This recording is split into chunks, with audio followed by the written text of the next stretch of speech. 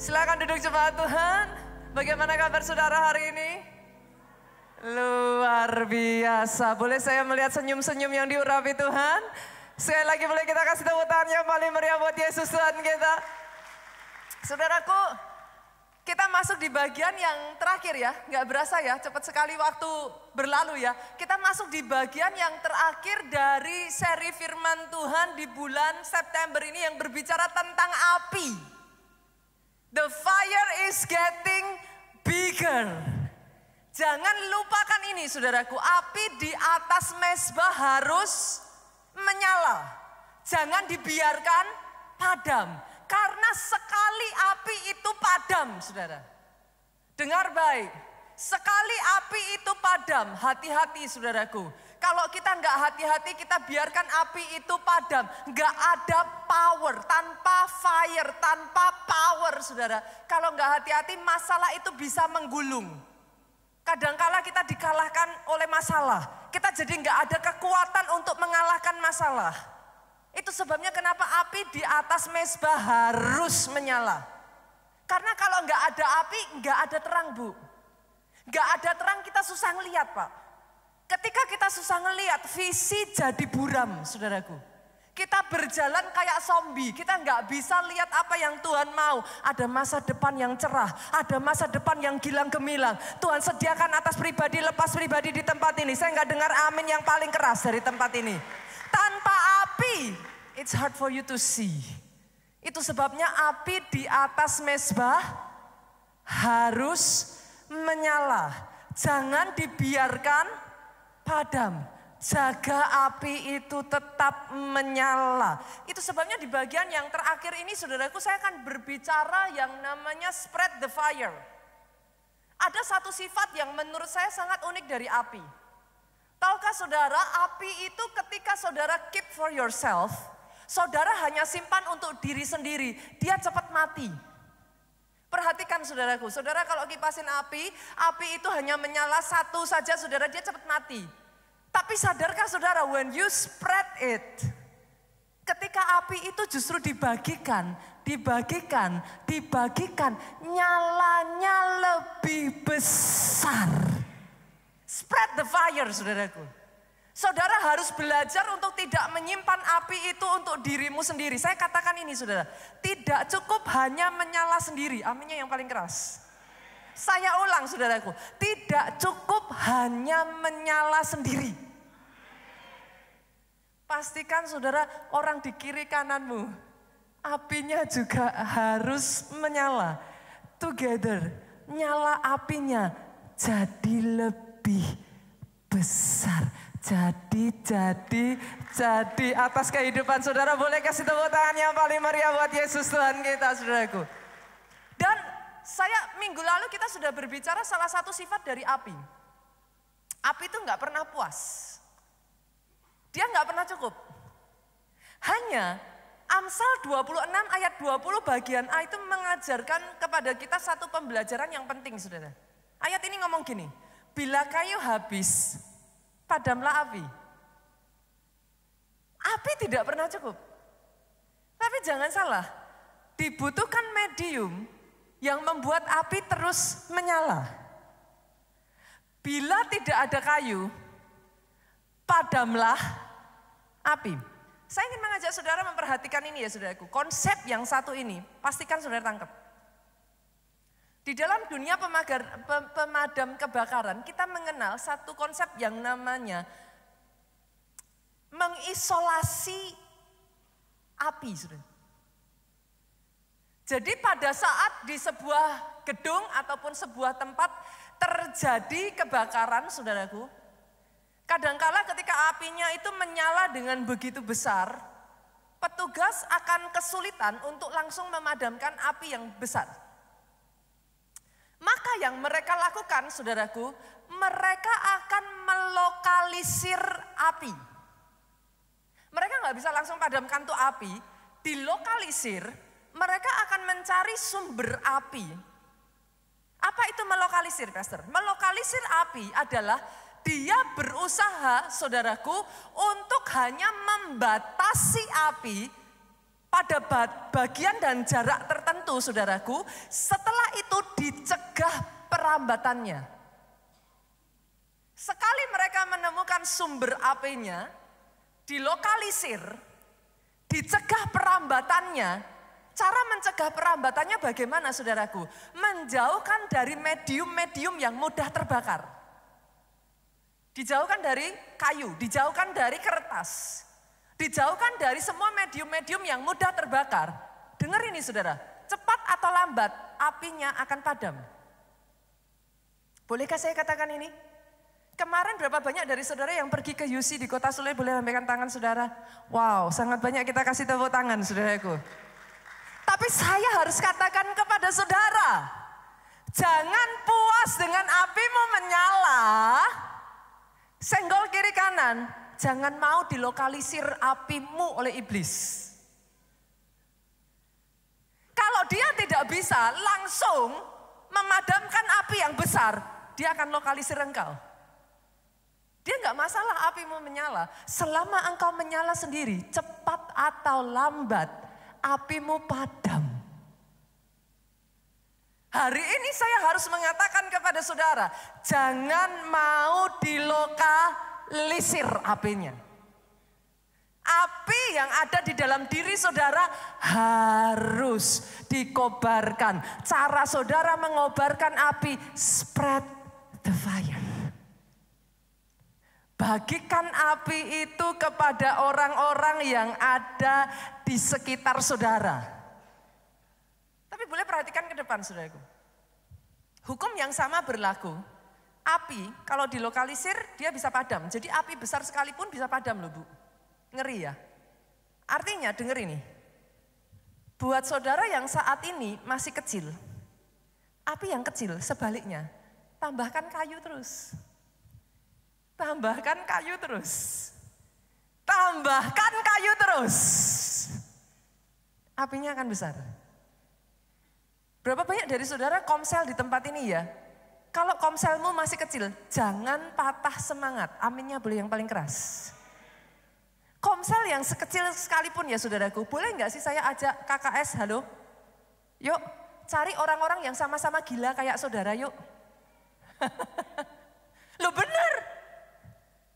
Dibutuhkan medium-medium yang sama-sama. Ada medium saudaraku, ada orang-orang yang kalau saudara dekatkan ke api, dia itu insulator.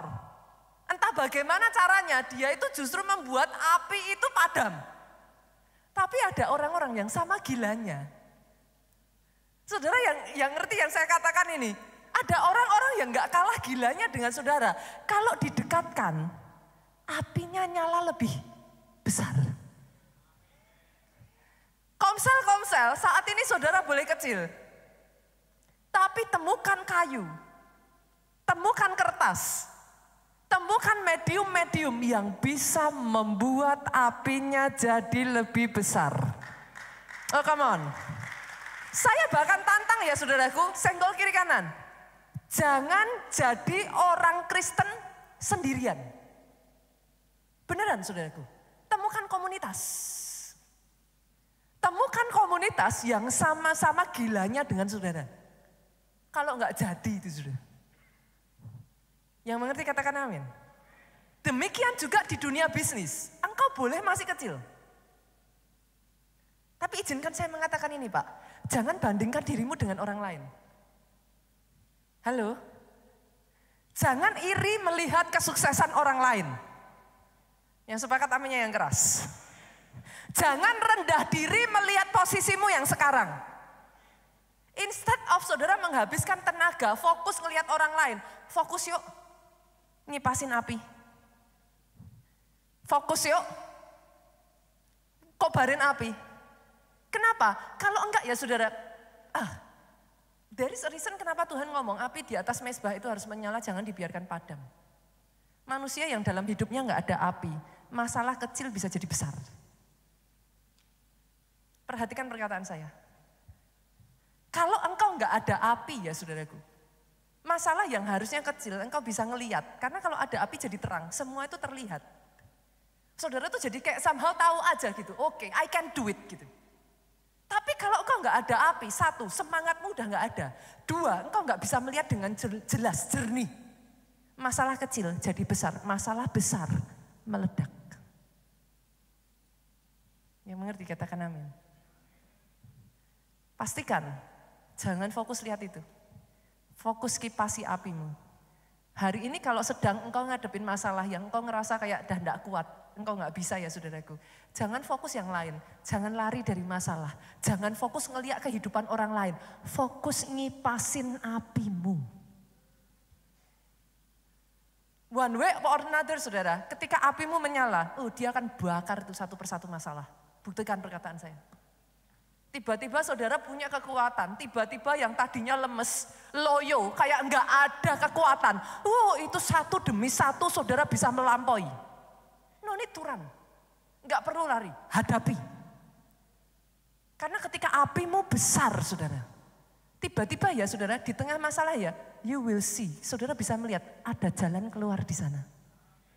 Itu sebabnya engkau disebut lebih dari pemenang. Kenapa? Orang yang lebih dari pemenang bukan gak ada masalah loh. Justru melalui masalah demi masalah, engkau menang terus. Saya boleh mendengar kata amin yang paling keras. Itu hanya bisa terjadi kalau apimu menyala. Sekali lagi boleh aminnya yang paling keras. Tepuk tangannya boleh yang paling meriah buat Yesus Tuhan kita. Dan dengar saudaraku, perhatikan baik-baik. Di dalam firman Tuhan kita juga bisa mengerti saudara. Ada dua macam, gimana ya saudara? Sama seperti api tadi, visi itu juga harus dikipasin untuk dia semakin besar. Perhatikan, banyak orang tidak mencapai garis akhir bukan karena Tuhan gak ngasih visi loh saudara. Tapi somehow along the way, visi itu enggak saudara kipasin, dia mati. Mengecil, redup, hilang. Tapi masalahnya dengan visi ini, saya akan bagi menjadi dua saudaraku. Visi pribadi dan visi korporat. Saudara harus bisa tahu ini.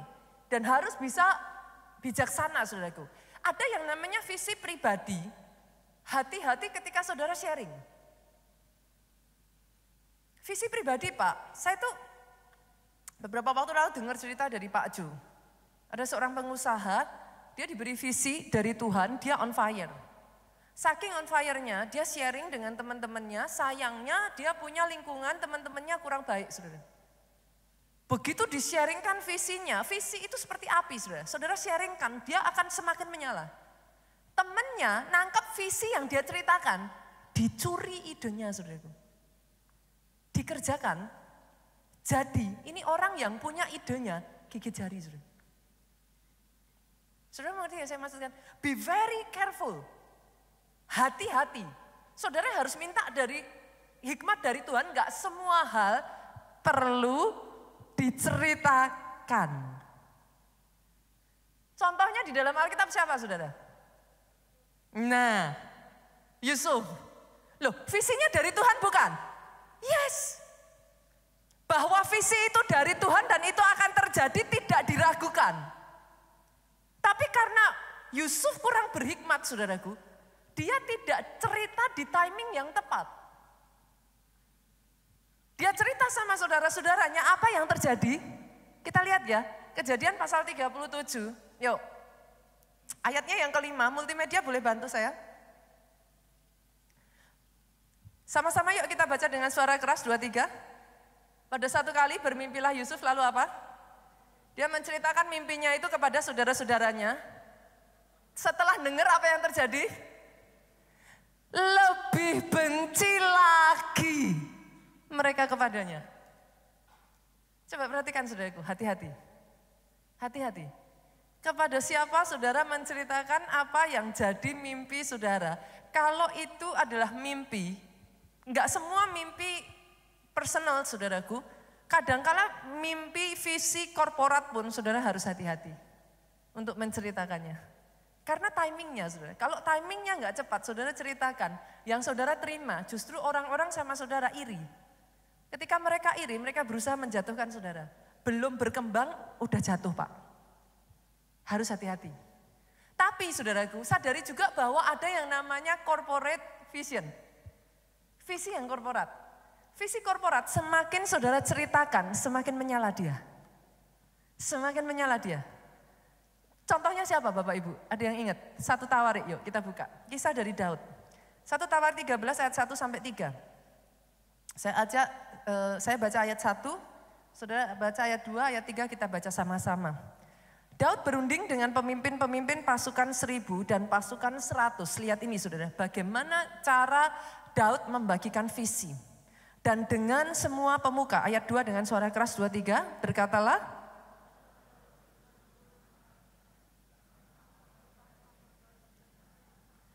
Dengan suara lebih keras. Kepada imam dan orang-orang Lewi yang ada di kota-kota, yang dikelilingi tanah penggembalaan mereka supaya apa?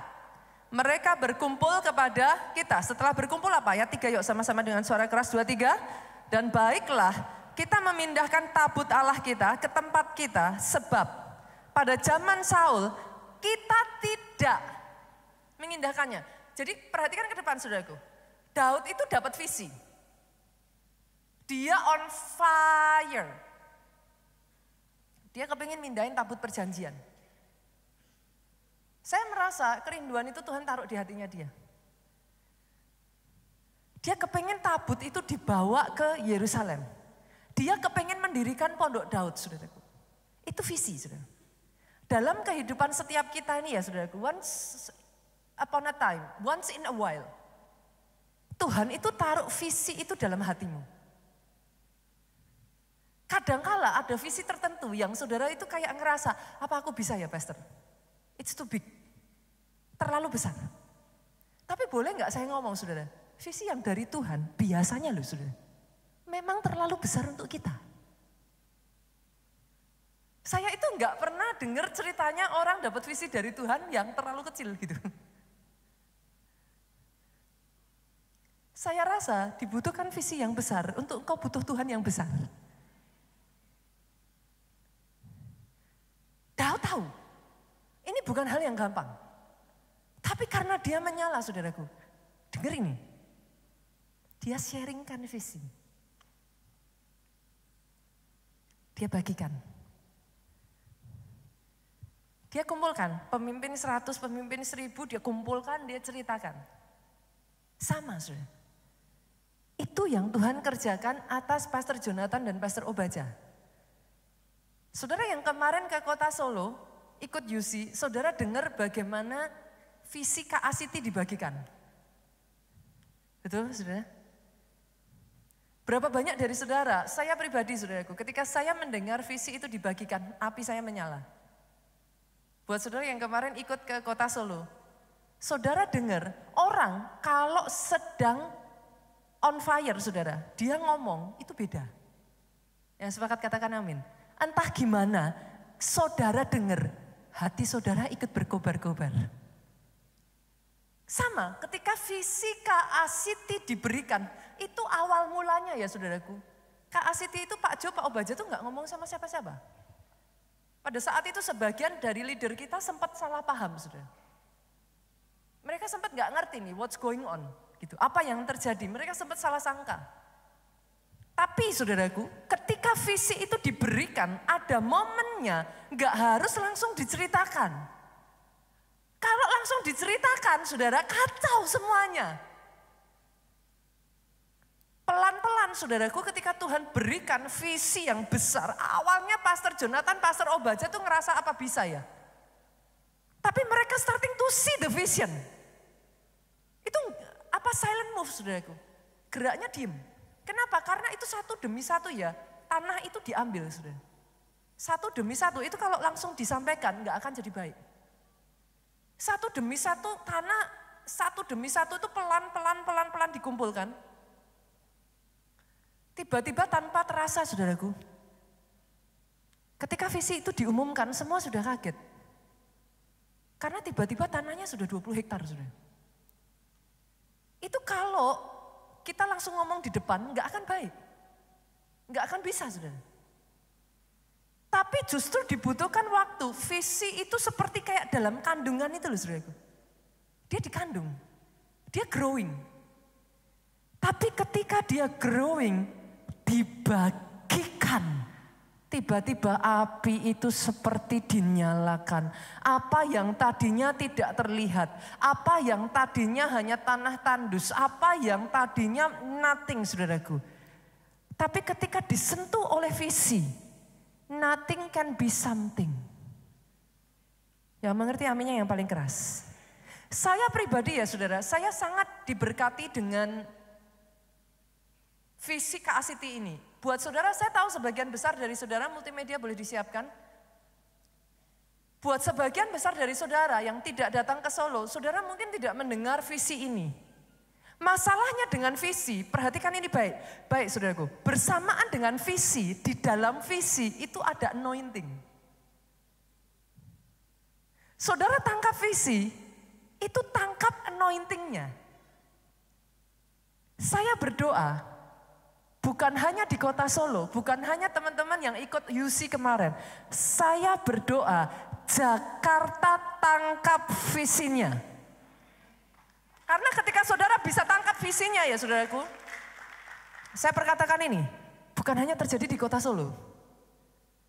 Apa yang terjadi di kota Solo, bisa terjadi di Jakarta. Bisa terjadi atas pribadi, lepas pribadi, lepas pribadi, lepas pribadi yang tadinya tidak berani bahkan untuk bermimpi besar. Catch the vision. Itu tiba-tiba kayak something dalam dirimu tuh kayak di-expand. Itu yang terjadi ketika saya ke Nigeria. Yang tadinya saya berpikir, oh gereja yang sudah sebesar ini it's enough. Tapi ketika saya sampai di Nigeria, it's nothing. Terlalu kecil. Malu-maluin Tuhan kita yang besar. Dari situ visi saya diperbesar, saudaraku.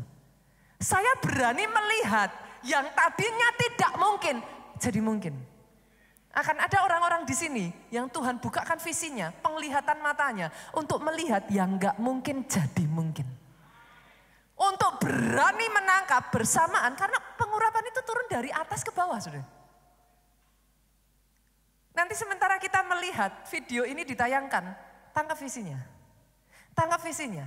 Pribadi lepas pribadi, saya berdoa ya, ada api yang mulai dinyalakan dalam kehidupan saudara. Jangan padam, saudara. Hidup yang apinya padam, senggol kiri kanan, gak enak bu.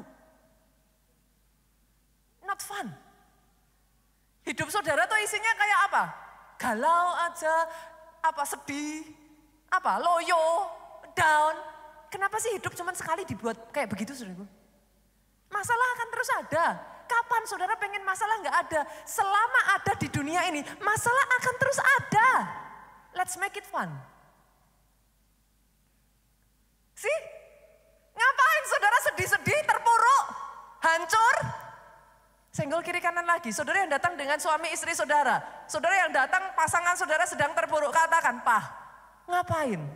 Hidup cuma sekali, let's make it fun." Let's make it fun. Mari kita lihat bagaimana ketika api itu dinyalakan. Apa yang Tuhan sanggup kerjakan atas hidupmu, hidupmu, hidupmu. Hidupmu Tuhan sanggup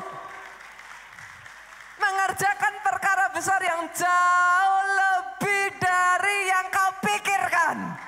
Boleh saya minta multimedia? Boleh tayangkan yuk, kita lihat saudaraku. Visi dari KA City. KA City, pusat kegerakan Roh Kudus global. Inilah visi volumenya yang boleh Tuhan dinaikkan berikan kepada kita, yaitu membangun sebuah center, pusat kegerakan untuk membesarkan nama Tuhan, untuk mempercepat misi perluasan kerajaan Allah, dan untuk menjadi berkat besar-besaran bagi dunia. Itu sebabnya yang pertama, KA City akan menjadi pusat doa, pusat pujian, penyembahan. Di tempat itu nanti akan banyak diadakan KKR, dan event-event internasional. konser musik, dan pusat misi. Bahkan pusat pelatihan leadership dan pekerja Kristus akhir zaman. Itu sebabnya nanti akan kita bangun STT yang terbaik untuk mempersiapkan pekerja Kristus para penuai akhir zaman. Yang kedua, KA City akan jadi pusat Holy Land Studies, pusat ziarah, dan pusat wisata rohani Kristiani. Juga di situ kita akan buat ada pusat museum Holy Land dan museum sejarah kegerakan gereja Tuhan di Indonesia. Itu sebabnya kita akan bangun Bukit Doa Holy Land yang adalah replika bangunan-bangunan di Holy Land. Sehingga semua orang yang rindu bisa berziarah di Bukit Doa Holy Land. Saya percaya ketika kita berdoa di Holy Land, di tanah suci, kita akan terima berkat yang istimewa dari Tuhan. Dan di tempat itu akan diperlengkapi dengan yang namanya Holy Land Retreat Center.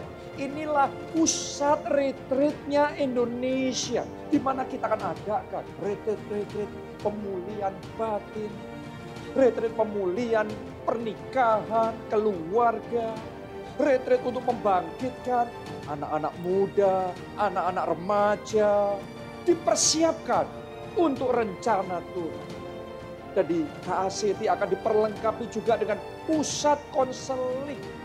Sehingga bukan hanya rohaninya yang dipulihkan, tapi juga jiwanya mengalami pemulihan yang seutuhnya di dalam Tuhan. Dan itu sebabnya retreat center ini juga bisa dipakai sebagai pusat wedding Kristiani Indonesia, tematik Holy Land. Ini akan menjadi tempat yang luar biasa sekali. Dan saya percaya the glory of God, kemuliaan Tuhan akan ada di tengah-tengah. Yang ketiga, KACT adalah pusat senior living. Ini dikhususkan untuk para lansia, yaitu usia emas yang ingin mendedikasikan waktunya untuk mendekat kepada Tuhan dalam lingkungan yang indah dan lingkungan yang menyenangkan.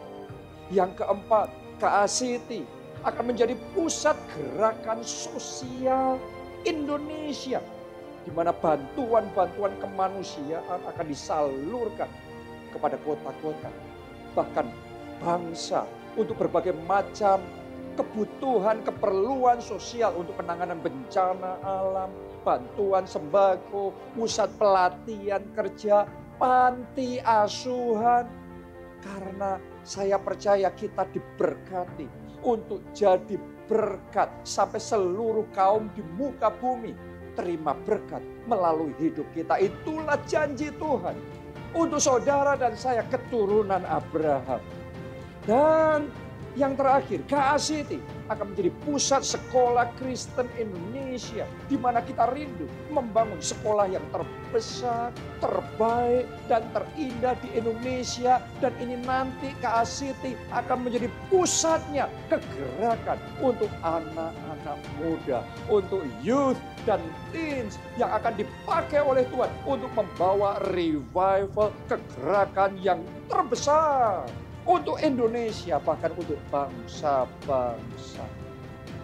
Saudaraku, secara manusia ini proyek yang besar, yang melampaui kesanggupan kita.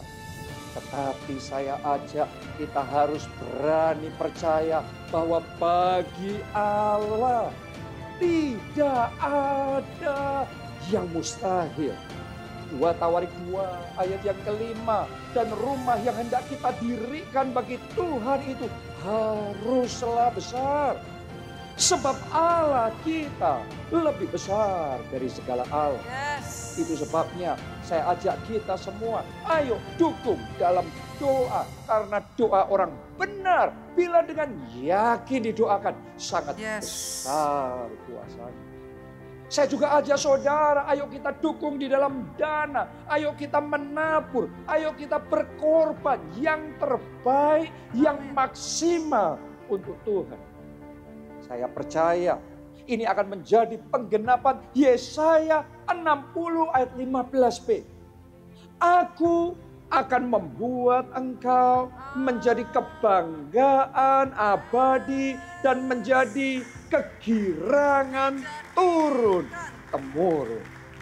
Eternal excellency and the joy of many generations. Ayo tangkap janji Tuhan ini dan kita alami bersama-sama. KA-City untuk kemuliaan Tuhan. Kita kasih tepuk tangan, saudaraku.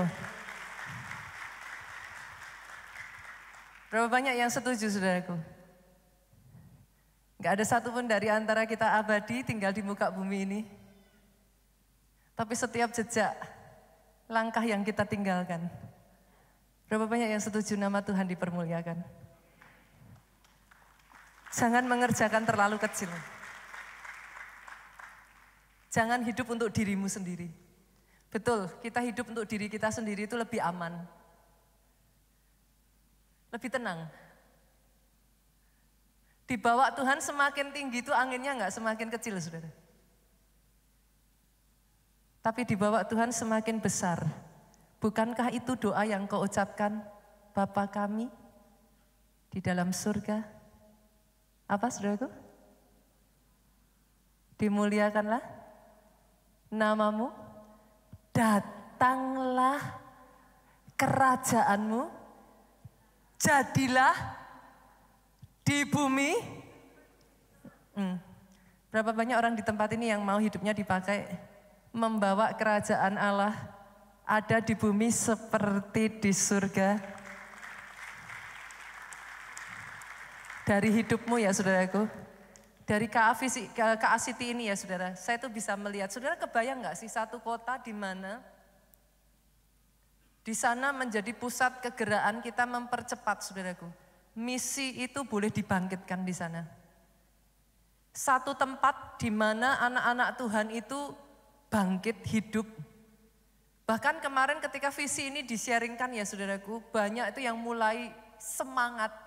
Karena nantinya akan ada bahkan senior living itu bersamaan dengan gereja semua jadi satu saudaraku. Itu akan ada tempat di mana memang kita itu diarahkan. Sehingga setiap hari dalam kehidupan kita mau nggak mau itu roh saudara itu di-recharge. Ada tempat doa 24 jam dalam sehari di mana saudara membutuhkan, saudara can just go there. Ada tempat untuk counseling saudaraku, di mana di tempat itu saudara ketika engkau membutuhkan ada pelayanan counseling profesional di sana. Bukan hanya itu saudaraku, nanti tempat KA-City ini akan dijadikan tempat di mana kita akan hosting saudara, acara-acara rohani berskala internasional. Berapa banyak yang rindu saudaraku, bukan hanya di kota Solo. Satu dari satu tempat di Indonesia. Ada satu tempat di mana api itu dinyalakan terus menerus. And it starts from you. Dimulai dari kita. Jangan hanya apinya untuk diri sendiri. Api harus disebarkan. Spread the fire. Ketika you spread the fire, saudaraku, bersamaan dengan api itu dibagikan, ada impartasi. Tahukah saudara kata impartasi itu berawal dari bahasa Inggris impart. Impart itu bagaimana saudaraku? Ketika saudara impart, sehingga apa yang saudara bagikan itu be a part. Menjadi bagian dalam kehidupan orang yang menerima visi. Itu impart saudara. Dan ketika visi itu masuk, api yang sama yang awalnya menyebar dari dalam diri saudara, disebarkan kepada orang lain. Disebarkan kepada orang lain. Disebarkan kepada orang lain. Pastor, gimana caranya saya bisa membagikan? Bolehkah saya ajak saudara kita belajar dari Yesus? Bagaimana Yesus menyebarkan api? Boleh ya? Kita lihat yuk. Lukas, kita buka. Lukas pasalnya yang ke-24 ayat 32, saudaraku. Masih ingat kisah dua murid yang meninggalkan panggilan, terus kemudian mereka lari dari Yerusalem, mereka pergi ke Emmaus, saudaraku. Kita baca ya, kisahnya ya. Kata mereka seorang kepada yang lain, lihat ini. Bukankah hati kita berkobar-kobar ketika ia berbicara dengan kita di tengah jalan? Dan ketika ia menerangkan kitab suci kepada kita, lihat ini saudaraku. Dua murid ini yang tadinya apinya sudah padam, mereka sudah pergi meninggalkan Yerusalem, mereka udah capek, mereka mau mencari Emmaus. Emmaus artinya sumber air panas. Mereka lari, mereka pergi ke Emmaus, tapi di tengah jalan mereka ketemu dengan Yesus. Ketika Yesus berbicara, api yang padam menyala. Bolehkah saya katakan bagaimana cara saudara menyalakan api? Dengan perkataan. Oh, saudara akan takjub dengan betapa hebatnya power dari lidah ini, saudaraku. Kita buka yuk. Yakobus pasal 3 ayat 5. Hati-hati kalau pakai perkataan, saudaraku. Yakobus 3 ayat 5, lihat. Demikian juga lidah, walaupun suatu anggota kecil dari tubuh, dia kecil loh saudaraku. Seberapa besar sih lidah saudara? Namun dapat memegahkan perkara-perkara yang besar. Lihat, betapapun kecilnya api, ia dapat membakar hutan yang besar. Ternyata ya saudaraku, dengan mulut saudara bisa mengobarkan api. Dengan mulut saudara bisa memadamkan api. Bapak Ibu, halo? Orang tua, bolehkah saya katakan kepada saudara, hati-hati dengan perkataanmu kepada anakmu. Perkataan yang sama yang kau katakan bisa memadamkan api mereka loh. Suami istri, halo? Ibu-ibu, jangan ngomong sama suaminya, kamu mah Pak bisa apa sih Pak? Kamu orangnya pasif, diem aja. Kayak kepompong. Jadi orang tuh ya harus dulu ya kayak suami tetangga itu loh. Wah, itu baru laki-laki. Loh saya tuh bingung kalau gitu saudara menikah sama siapa saudara? Saudara mengerti yang saya katakan? Kadangkala tanpa kita sadari ya, kita ngomong. Tapi perkataan saudara itu bisa menghancurkan dan bisa membangun at the same time loh. Watch out. Pakai perkataanmu untuk membangun. Dalam gereja pun saya harus katakan kepada saudara. Senggol kiri kanan. Hati-hati dengan lidah. Coba saudara periksa saudara, lidah kita tuh segede apa sih? Cuma segini nih. Tapi dia punya power yang tidak dimiliki telinga, tidak dimiliki hidung, mata, tangan, kaki. Lewat perkataanmu, suamimu yang sudah terpuruk, bangkit lagi loh. Pah bisa pah. Bisa. Itu yang dilakukan Ibu Obaja kepada Pak Obaja. Itu sebabnya saudara melihat gereja keluarga Allah di kota Solo.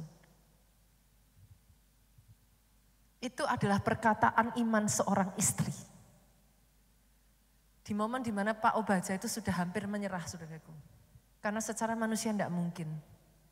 Saudara nanti kapan-kapan dengar khotbahnya bagaimana gereja di kota Solo itu bisa lahir saudara. Di momen dimana kota Solo, gereja di kota Solo itu hampir sudah bisa dikatakan tidak bisa berjalan lagi.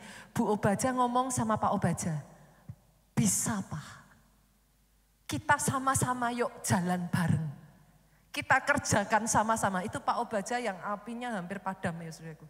Pak Obaja yang sudah hampir menyerah, dikobarkan lagi oleh perkataan Bu Obaja. Dan saudara melihat gereja di kota Solo sebagaimana hari ini. Para istri, halo, saya tantang yuk. Biarlah perkataan kita, perkataan yang menghidupkan. Perkataan yang mendatangkan kebangkitan, pengurapan, semangat yang baru. Perkataan yang mendatangkan anugerah, perkataan yang mendatangkan semangat. Boleh istri-istri lambaikan tangan seperti ini, boleh saya dengar kata amin yang paling keras dari para istri di tempat ini. Kita kasih tepuk tangan saudaraku. Suami-suami sebaliknya. Saya tuh melihat ya saudaraku, ada istri-istri yang jadi sebagaimana mereka karena punya suami yang melihat istrinya, melampaui istrinya bisa melihat dirinya sendiri. I am one of them. Saya adalah istri yang sangat diberkati punya suami seperti Pastor Joe, saudaraku.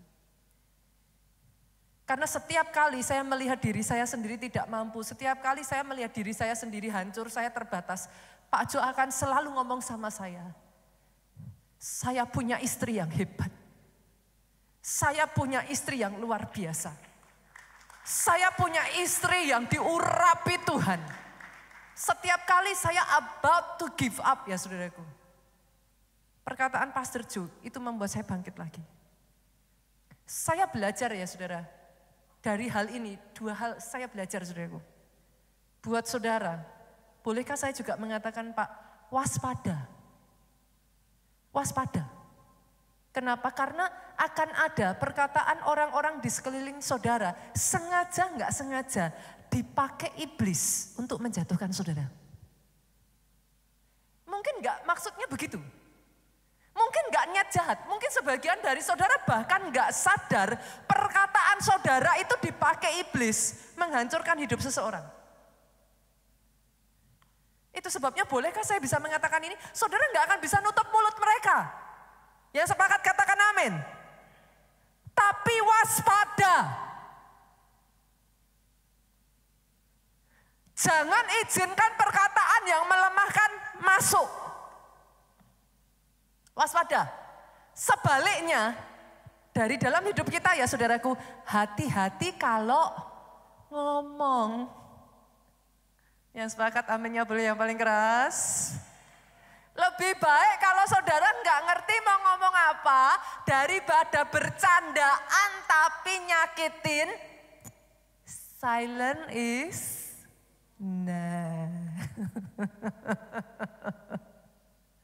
Yang sepakat katakan amin. Amin boleh yang paling keras. Pakai lidah bibir, saya tuh belajar ya saudaraku. Beberapa kali saya ketemu dengan beberapa teman-teman mungkin ada di antara saudara, di sini pun juga ngalami saudaraku. Ketika saya hampir down ya saudaraku, saya dibangkitkan justru tanpa saudara sadari loh. Pendeta juga manusia. Yang mengerti katakan amin. Kadang-kadang ada orang-orang yang datang kepada saya dan ngomong, pastor saya berdoa untuk pastor. You might not realize it strengthen me. Ada orang-orang yang mengatakan kepada saya, pastor thank you. Tadinya saya hampir bunuh diri, saya nggak tahu ada orangnya di sini atau enggak. Saya sudah mau mengakhiri hidup saya, orang ini bercerita kepada saya. Tapi tengah saya mau mengakhiri hidup saya, handphone saya nyala. Ketika nyala dibuka, dia dengar khotbah, saudaraku, dari gereja kita. Dia ngomong saat itu juga, saya urung bunuh diri, pastor. Hari ini saya beribadah di gereja ini, iman saya dibangkitkan, saya dimampukan mengalahkan gunung-gunung permasalahan saya. Dan saat ini Tuhan sudah membalikkan masalah saya menjadi anugerah dan berkat.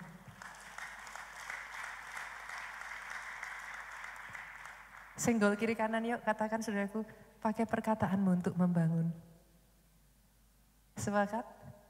Kalau nggak tahu mau ngomong apa, lebih baik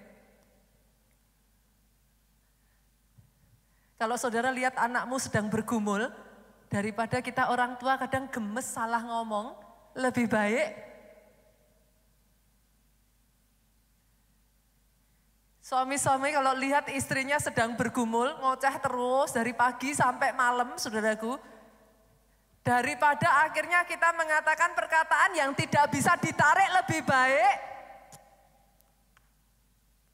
setiap perkataan kita keluar, biarlah yang keluar perkataan yang membangun, menyemangati, membangkitkan, mendatangkan anugerah. Boleh tepuk tangannya sekali lagi yang paling meriah, saudaraku. Saya ajak saudara, kita lihat yuk, kita belajar dari salah satu kehidupan saudaraku, Goliat. Yang ketika perkataan digunakan dengan cara yang salah, akibatnya ngeri saudara. Yuk kita lihat yuk. 1 Samuel pasalnya yang ke-7. Lihat saudaraku. Bagaimana caranya saudara menggunakan perkataan saudara baik untuk menghancurkan maupun untuk membangun. 1 Samuel pasalnya 17 ayat 4. Kita lihat. Multimedia boleh dimunculkan. Oke, lihat saudaraku. Lalu tampillah keluar seorang pendekar dari tentara orang Filistin namanya Goliat. Dari Gat, tingginya 6 hasta sejengkal. Kita lompat ya saudara dari ayat 4. Kita lompat ke ayatnya yang ke-8. Kita buka. Ia berdiri dan berseru. Lihat ini saudaraku. Ia berdiri dan berseru kepada barisan Israel, katanya kepada mereka, mengapa kamu keluar untuk mengatur barisan perangmu? Bukankah aku seorang Filistin? Kamu adalah hamba Saul. Padahal mereka hamba Allah. Coba perhatikan saudaraku. Ada perkataan-perkataan yang kalau diucapkan tepat sasaran menjatuhkan saudara. Pilihlah bagimu seorang, biarlah ia turun mendapatkan aku. Jika ia dapat berperang melawan aku, mengalahkan aku, maka kami akan menjadi hambamu. Tetapi jika aku dapat mengungguli dia dan mengalahkannya, maka kamu akan menjadi hamba kami dan takluk kepada kami. Lompat aja saudaraku, ayat 11. Ketika Saul dan segenap orang Israel, ini semua loh saudaraku, mendengar perkataan orang Filistin itu, lihat betapa powerfulnya sebuah perkataan saudara. Maka cemaslah hati mereka dan sangat ketakutan. Ayat 16 kita lompat lagi. Sama-sama yuk ayat yang ke-16 kita baca dengan suara keras. Orang Filistin itu maju mendekat pada pagi hari dan pada petang hari. Demikianlah ia tampil ke depan 40 hari lamanya. Saudara mau anak-anak saudara jadi champion? Pagi hari, petang hari, setiap hari berturut-turut. Perkatakan sama seperti Goliat, tetapi hal yang positif tentang anakmu.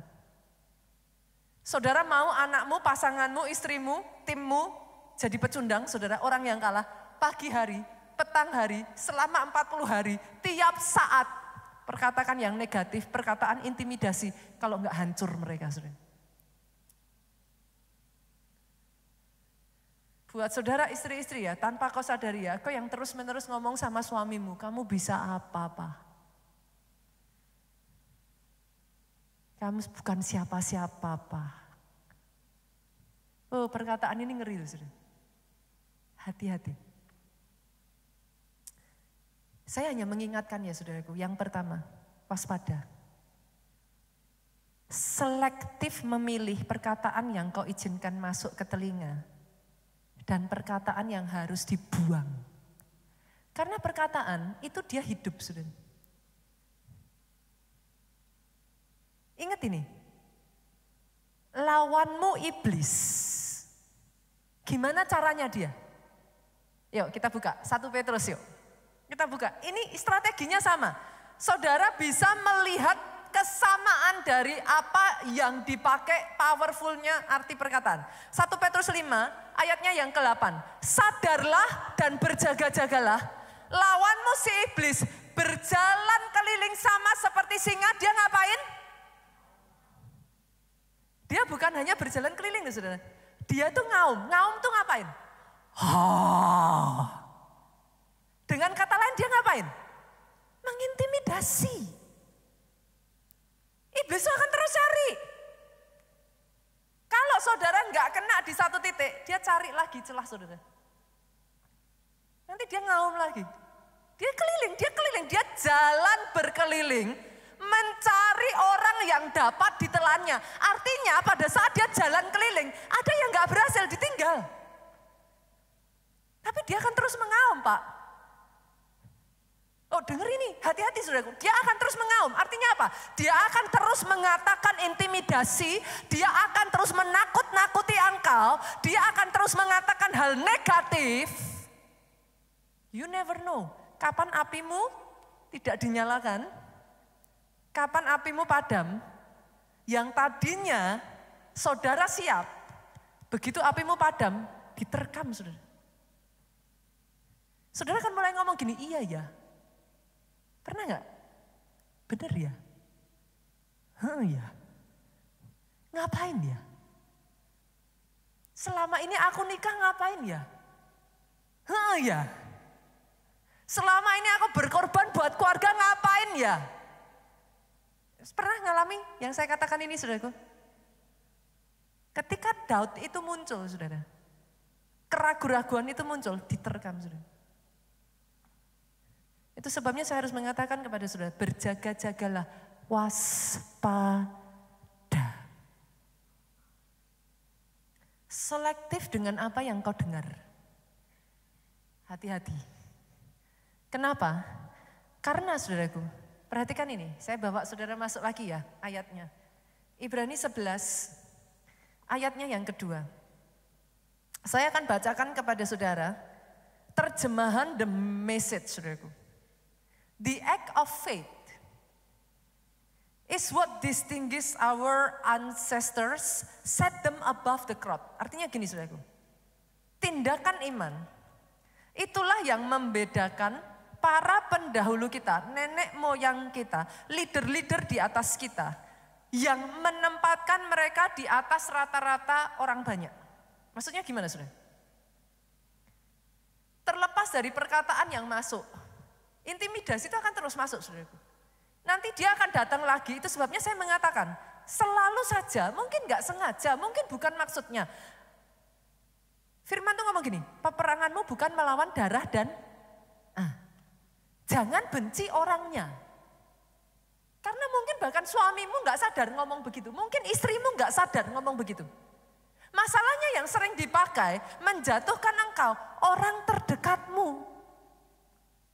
Yang ada di sekelilingmu. Itu sebabnya firman ngomong, lawanmu bukan darah dan jangan benci KKS-mu. Jangan benci sesama pelayan Tuhan. Karena bukan itu. Tapi ingat, sadar baik-baik, waspada. Kenapa? Terlepas dari semua intimidasi yang akan set you apart, memisahkan saudara dari orang yang biasa-biasa adalah the act of faith. Tindakan iman, ketika kau dengar, tapi kau belajar punya iman yang tertuju, selektif. Memilah apa yang kau dengar, tetapi memfokuskan pandanganmu kepada Yesus. Kau berani berjalan dengan iman. Masih ingat kisahnya Petrus? Pada saat dia dengar suara Yesus, dia berjalan di atas air enggak? Pada saat dia lihat ombak, badai, dia tenggelam. Saya berdoa hari ini ada orang-orang yang dimampukan Tuhan berjalan di atas air masalahmu. Engkau boleh dengar nih ombak, engkau boleh mendengar badai. Tapi matamu tertuju kepada Tuhan. Dengar terus suara Tuhan. Dengar terus suara Tuhan. Ikuti terus suara Tuhan. Kenapa? Ketika saudara lakukan itu, ayat ini ngomong gini, saudaraku. Lihat, ini yang saya doa terjadi atas hidupmu. The act of faith is what distinguishes our ancestor. Ini yang membedakan engkau. Set them above. Menempatkan engkau di atas kebanyakan orang. Di tengah semua intimidasi, perkataan negatif, masalah, tantangan, matamu tertuju kepada Tuhan, engkau berjalan melangkah di dalam iman. Itu yang membedakan engkau dengan orang lain.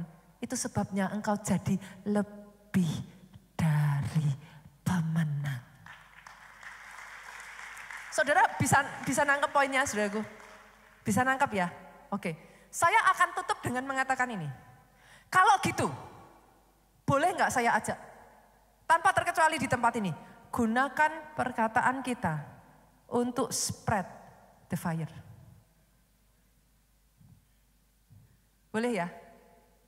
Seorang leader yang baik, saudaraku, dia bisa spread the fire. Gunakan perkataanmu. Jangan untuk memadamkan api, tapi menyalakan api. Keluarga Allah, halo? Sesama pelayan Tuhan, jangan gunakan perkataanmu untuk memadamkan api. Pastor, perkataan yang memadamkan api itu perkataan yang bagaimana? Perkataan yang nyinyir. Pernah nggak saudaraku dengar komennya netizen? Lagi asik-asiknya saudara mau ngonten, lagi semangat-semangatnya berkarya, netizennya ngomong, konten macam gitu, murahan. Wah, saudara mengerti yang saya maksudkan? Hati-hati. Perkataan yang nyinyir, perkataan negatif. Apalagi saudara? Perkataan yang menyakiti. Perkataan yang kasar. Perkataan yang justru merendahkan. Perkataan yang meremehkan. Saya berdoa hari ini, dijauhkan dari keluarga Allah. Perkataan kebencian, perkataan iri hati, dijauhkan. Tapi sebagai gantinya, perkataan yang membangun. Perkataan yang membangkitkan semangat. Apalagi, perkataan yang mendatangkan damai sejahtera. Perkataan yang mendatangkan sukacita. Ya namanya orang baru belajar mungkin jelek-jelek dikit daripada saudara ngomong memang jelek kok kamu enggak bisa gitu. Mbok ya ngomong saudaraku, semua orang kalau pemula wajar. Kalau mau belajar berjuang pasti bisa. Sepakat? Boleh? Sama-sama lihat Asher di depan, nggak nyalamin daripada ngomong, Ashernya jutek. Salami dan ngomong, thank you loh, hari ini sudah bertugas seperti ini, kita diberkati. Boleh saya tanya saudara, kapan terakhir kali saudara nyalamin Asher, saudaranya yang nggak jutek? Atau Ashernya sudah gini, saudaranya gini? Ngeloyor. Kapan terakhir kali saudara datang sama teman-teman di belakang yang bertugas sound system semuanya ini, teman-teman yang bahkan ada di depan dan ngomong sama mereka, thank you ya, pelayananmu memberkati kami. Kapan ngomong sama sesama jemaat, minggu depan ibadah lagi ya. Sungguh, tiap minggu, wah ini pelayan Tuhannya luar biasa, kita kasih tepuk tangan saudaraku. Sungguh alangkah indahnya, sungguh alangkah baiknya jika saudara seiman hidup rukun bersama, sebab kesanalah berkat, berkat, berkat, berkat dicurahkan. Bangkit berdiri jemaat Tuhan. Bangkit berdiri. Sama-sama yuk kita pujikan. Hidupku menggenapi firman-Mu, tanda mujizat sertai tiap saudara mau kehidupan saudara menggenapi Kau rencananya. Di dalamku jadi bukti Jemaat saja yuk. kebesaran-Mu. Sama-sama kita katakan ya. Hidupku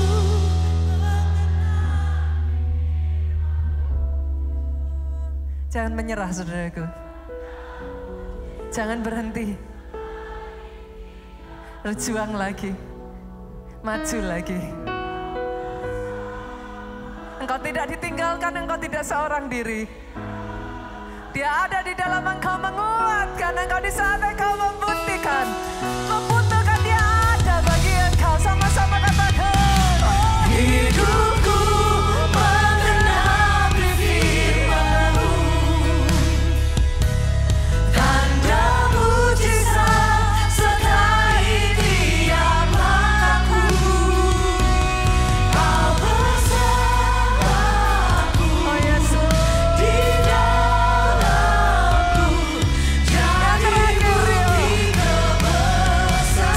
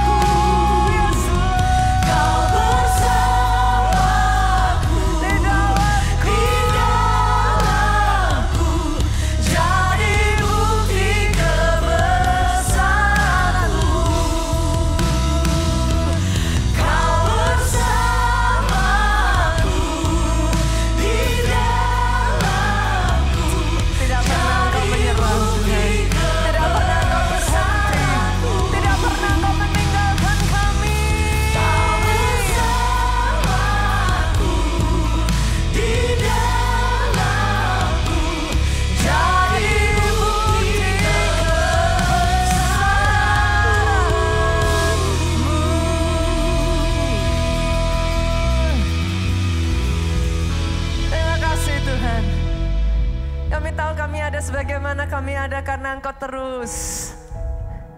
Pendoa syafaat kami yang tidak berhenti berdoa untuk kami.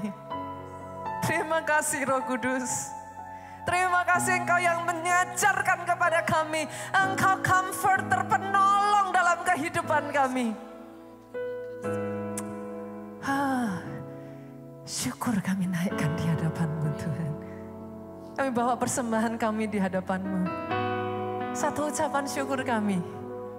Kami bawa Tuhan, biarlah setiap persembahan yang diberikan dipakai. Apa yang jadi visi yang Tuhan tempatkan atas gereja ini. Apa yang jadi misi yang Tuhan berikan. Melalui setiap tangan-tangan kami. Visi-Mu digenapi Tuhan. Pakai kehidupan kami ini Tuhan. Menjadi bagian di dalam visi. Kami catch the same vision. Kami melari membawa obor yang sama. Biarlah visi yang Kau punyai ini Tuhan. Diselesaikan melalui gereja-Mu, jemaat-Mu di tempat ini. Kami memberikan dengan ucapan syukur, dengan sukacita. Di dalam nama-Mu Yesus Tuhan. Kau yang diberkati katakan sama-sama. Amin.